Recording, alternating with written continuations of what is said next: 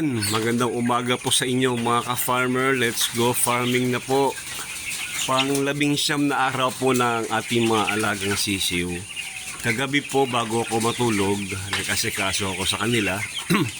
Tapos po nagtimbang po ako ng ilang piraso.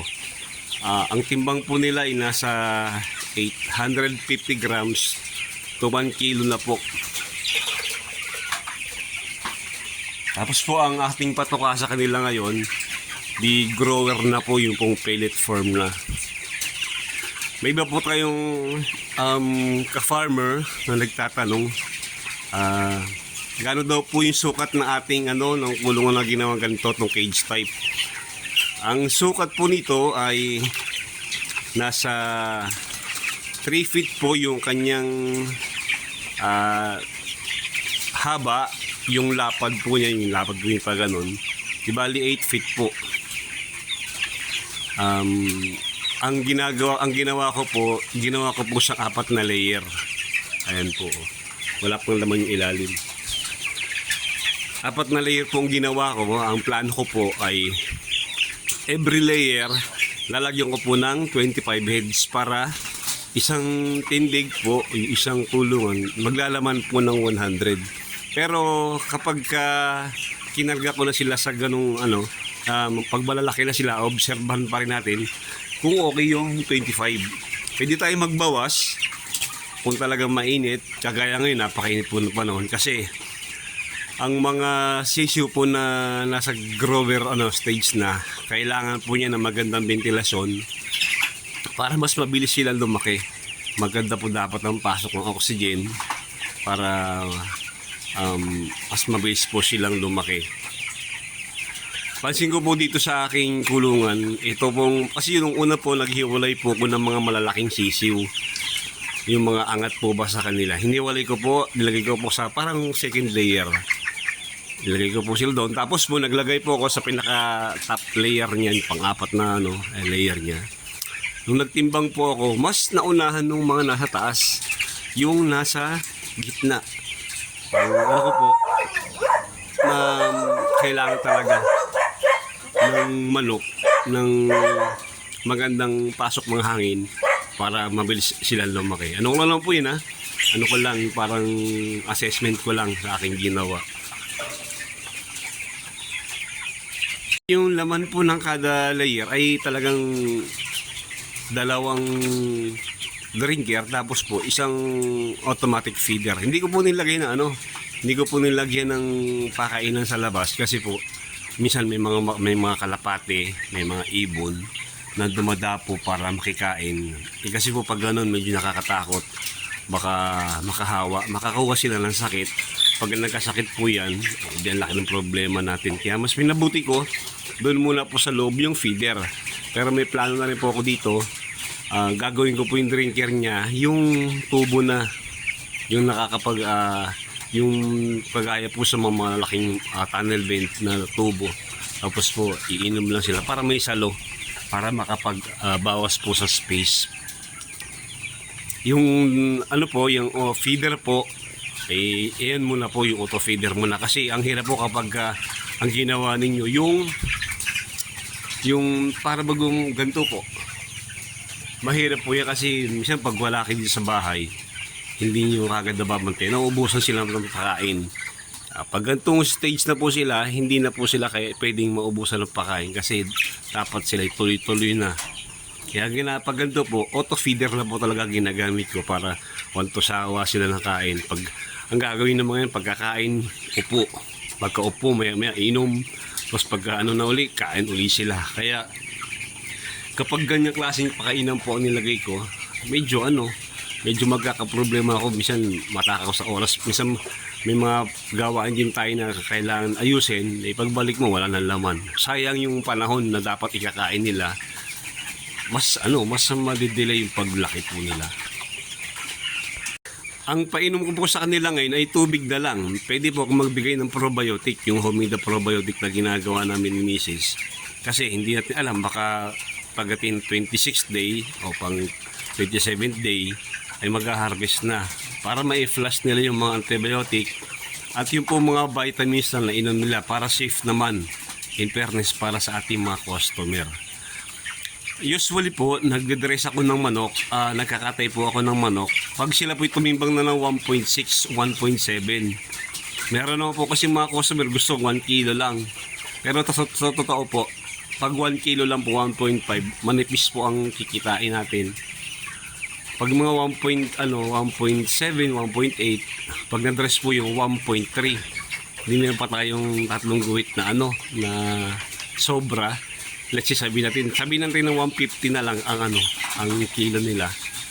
Yung tatlong guhit po ay 45 pesos kaagad. Alam ba, bigyan niyo 150 plus 45, 195. So, medyo magandang kikitain natin. Kaysa doon sa 1 kilo, pagka 1.5, pag na-dress nyo 1 kilo, di 150 lang. Sayang po yung effort, sayang yung ating tinaga na na pag-aalaga. Kumbaga, naglagay na rin lang tayo ng alkansya, damihan na natin yung yung paglalaman. Para pag yung alkansya biniyak natin, medyo marami tayo makukuha. Yun po pinakaano ko doon. Kaya sayang kasi yung panahon. Kaya at least mga 1.7, 1.8 po ako nagkakatay. Meron din po akong plucker machine, o feed dresser. Yung po ginagamit ko kapag ako'y nagkakatay. Kaya nakakapag-supply po ako sa mga kapitbahay namin, karating barangay, tapos po sa mga ibang bayan pa, pag may order po sila. Tapos meron din po ibang mga sa 4 na taon na mahigit natin pag-aalaga ng manok. Meron na rin po kumukuha sa atin ng mga maramihan. Nakakuha po mga 100 heads, 50 heads. Kaya yung 300 po, kung tutuusin, baka ito wala pang 1 linggo, ubos na. Kaya ginagawa ko po bago ako magsimulang mag-harvest, siguro ko muna na yung timbang nila ay maganda para hindi naman sayang yung ating pinag-intay o yung panahon na pag-aalaga natin sa kanila, tapos kikitain natin medyo manipis. Ako nakapagkudkud ng dumi kahapon kasi abalang-abala po tayo maghapon. Sunday po kasi may mga activity tayo sa labas na dapat natin unahin. Kaya ngayon tayo makapagkudkud ng ating mga dumi ng ating mga manok. Halimbawa kapag mainit po ang panahon, ang ipot po kasi ng manok ay mainit din. Kaya kapag mainit ng panahon, maaari sana bago magtanghali, wala ning dumi nila sa ilalim kasi nakakapag-produce pa rin po yun ng init. Hindi lalo silang mahihirapan. Mapapansin nyo kapag mainit na mainit, ang ingay nila. Kumbaga iyak sila ng iyak, siyap sila ng siyap. Pero pagka humangin na maganda, tapos kumulimlim, kikita naman ninyo, bigla silang hihinto. Parang nagre-relax sila. Doon yung makikita na yung mga manok ay nai-stress kapag hindi tamang temperature hindi tamang temperature na nararamdaman nila. Ano po sila? Sabi nga ng mga veterans na mga nag-aalaga ng 45 days, kapag ang mga sisiw nyo maingay, kumbaga iyak lang iyak, something wrong. Mag-isip ka na kagad kung ano yung problema para magawa mo ng paraan. Kasi pag hindi mo nagawa ng paraan yan, later, mga ilang araw, magkakaroon ka ng problema. Sabihin tayo sa gantong cage type na nasa malapit sa bahay ninyo. Ayun na po yung bahay namin. Malapit sa bahay, pag kayo yung nagpapahinga, upo lang kayo sa gilid. Ay, may duyan po ako dyan. Upo lang kayo dyan. Makikita ninyo, maobserbahan nyo ano yung problema ng sisiw. Hindi kagaya dun sa kabilang kulong kung malaki yun po. Kailangan magstay ako doon mga 1 oras para makita ko kung ano yung problema.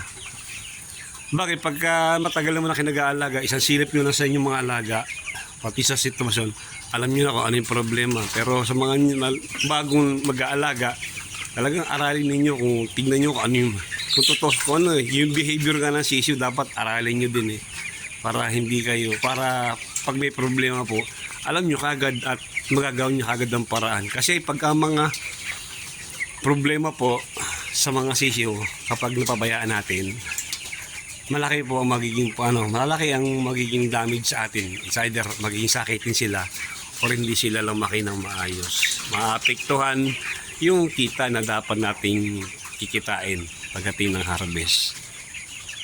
Mamaya po, may libre tayo ngayong araw. Sisikapin ko na lahat ng layer ay malagyan na at ilagay na yung dapat na bilang nila kada layer para maobserbahan natin. Kung kapag umabot sila ng 25 pieces per layer ay okay pa. Pero may mga, ang totoo po, itong cage type na ito, nakita ko lang din to sa mga nagbablog. Kaya yung kanila medyo maliit. Sabi ko, di sayang din naman, gagastos ka na rin lang. Medyo lakihan mo na kaunti la para ikakarga mo.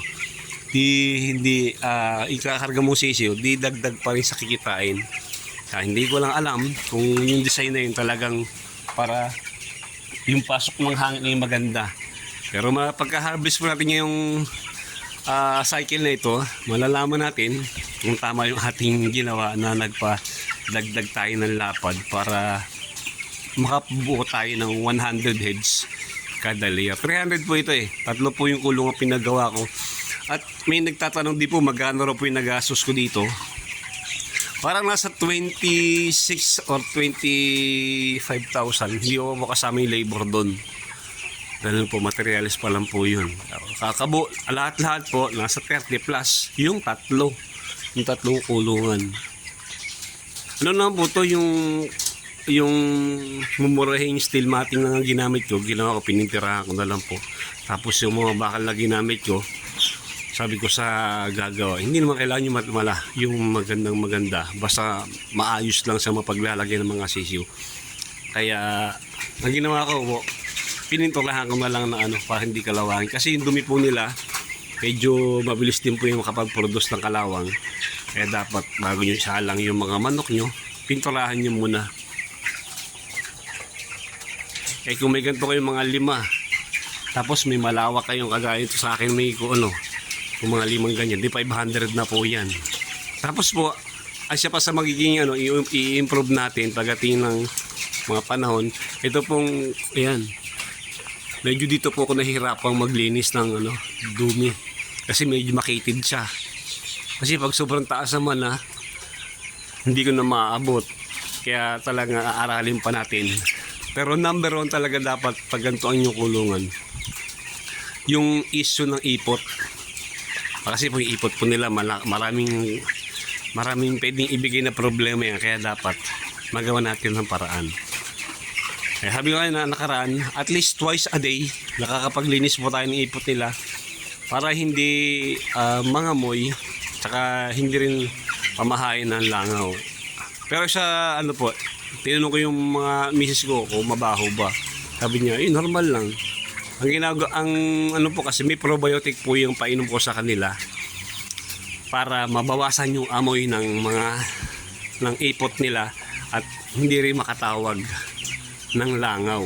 Tapos po, kadalasan po pag naka-probiotic kayo, yung kanilang dumi po ay tuyo. Hindi madali nyo na silang linisin.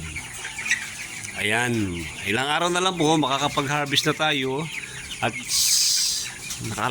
nakarang ko gusto sabihin, gusto kong pakita sa inyo yung pag-dress ng manok. Kaya lang baka mabigyan tayo ng ma-foul tayo. Pero sikapin ko para mabigyan ko ng guide yung ating mga ka-farm. Maraming salamat nga po sa mga bagong subscriber. Nakakatuwa, maraming comments sa ating mga video. At sana po nakakatulong yung mga idea na sinishare ko sa inyo. Lalo ngayon napakahirap ng panahon, kailangan talaga at least papaano meron kang extra income. Isa po ang 45 days sa magandang pagkakitaan. Basta matyaga lang po kayo, tsaka seryosohin nyo yung pag-aalaga para hindi kayo magkaroon ng problema or kumita kayo sa pag-aalaga ng 45 days. May pera po sa pagka-farming, may pera po sa pag-aalaga ng 45 days. Tsagaan lang po, sipag lang po talaga ang puhunan. Maraming salamat po mga ka-farmer. Paki-like po yung ating video at please paki-subscribe naman po yung ating channel. Mabuhay po kayong lahat. Happy farming po.